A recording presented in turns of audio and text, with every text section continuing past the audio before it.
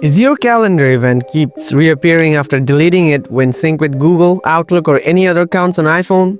If the answer is yes, then here is how you can easily delete reappearing or all the event from your calendar if you want. So let's get started. Solution 1.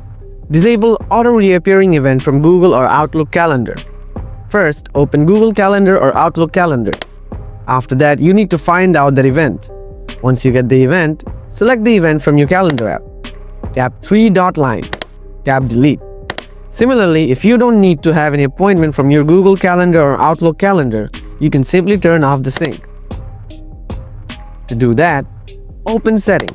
Scroll down. Tap App. Scroll down. Find out Calendar.